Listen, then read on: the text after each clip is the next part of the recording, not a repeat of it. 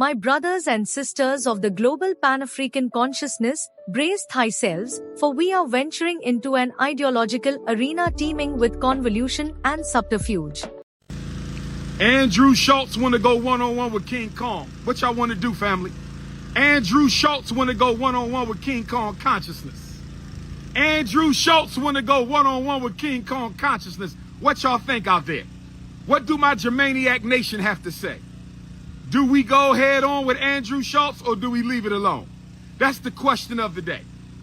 Do we go to war with Andrew on the podcast or do we leave it alone? What do y'all think, family? What do y'all think? Do y'all want me on the CEO's platform? Do y'all want me on the CEO, colonizer, enslaver, oppressor? Talk to me, family. Talk to me, family. What y'all want me to do? What y'all want me to do?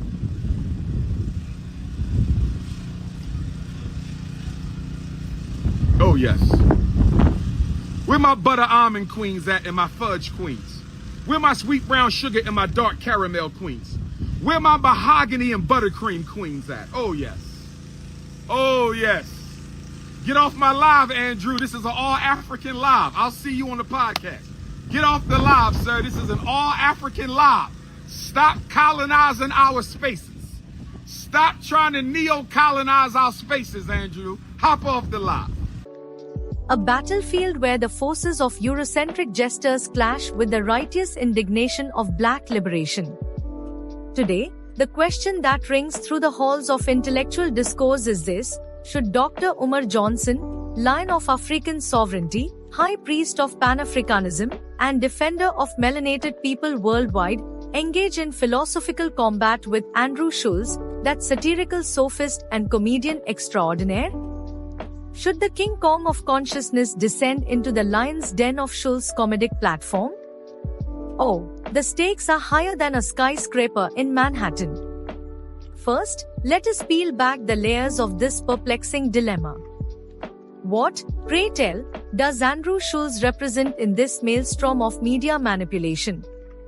Is he but a mere comedian, casting aspersions for laughs, or does he serve as an agent of that most nefarious agenda, neocolonialism of the mind ?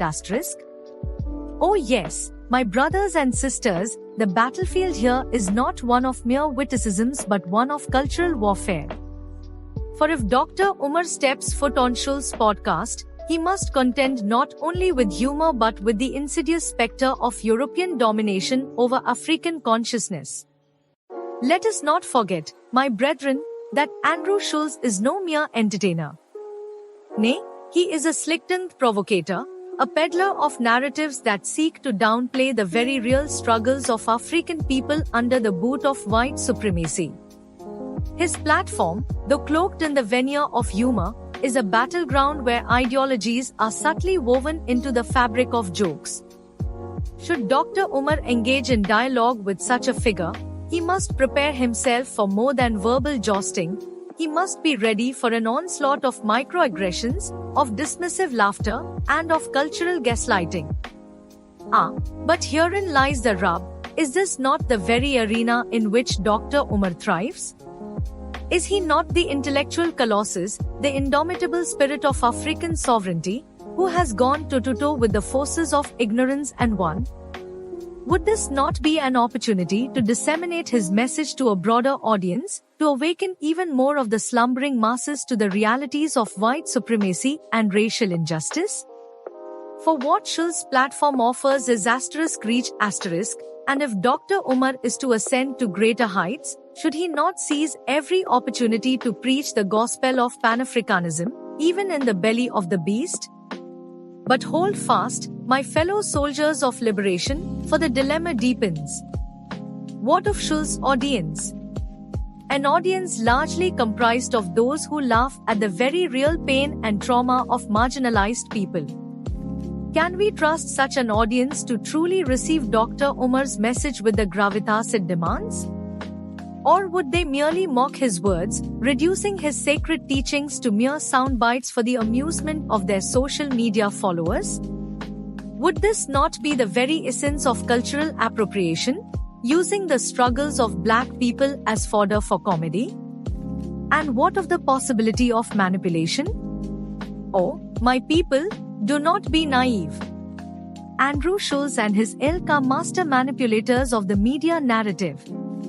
In the editing room, where truth can be distorted and reshaped, where context can be stripped away, Dr. Umar's words could be twisted to serve a purpose contrary to his own. Could we trust Schulz to allow Dr. Umar's message to shine in its pure, unadulterated form? Or would it be diluted, packaged, and sold as entertainment, stripped of its revolutionary potency? On the other hand, to decline the invitation could be seen as an act of intellectual cowardice. Would it not embolden the critics, those who claim Dr. Umar is afraid to engage with opposing viewpoints, who believe his ideology cannot stand up to scrutiny? Refusing to appear could embolden Schulz's followers, allowing them to cast Dr. Umar as a zealot unwilling to step outside of his echo chamber. Could we allow that narrative to gain traction? But let us not forget who Dr. Umar Johnson is. He is no ordinary man, no passive victim to be manipulated by the forces of media. He is the man who built the Frederick Douglass Marcus Garvey Academy from the ground up. He is the man who has stood before hostile crowds and delivered his message with the fire of 1,000 suns. If anyone could navigate the treacherous waters of Schulz's podcast, it is Dr. Umar. His words are not mere opinions, they are divine decrees from the ancestors, spoken through him as a vessel of black consciousness. And then there's the question of Schulz himself. What does he have to gain from this intellectual sparring match? Is this merely a ratings grab? A ploy to boost his viewership by bringing on a controversial figure like Dr. Umar?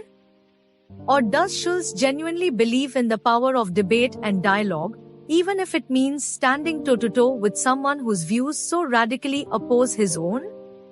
These are questions we must ask ourselves, for they go to the very heart of whether this conversation would be productive or merely performative.